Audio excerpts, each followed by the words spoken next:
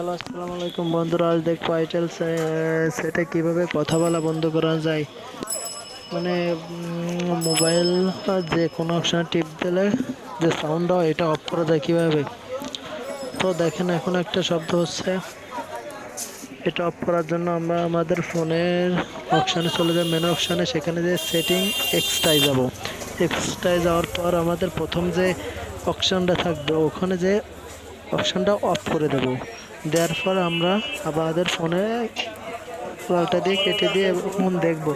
আর কোনো শব্দ হচ্ছে না। তো বন্ধুরা, ভিডিওটা ভালো লাগলে লাইক, কমেন্ট এবং শেয়ার করবেন।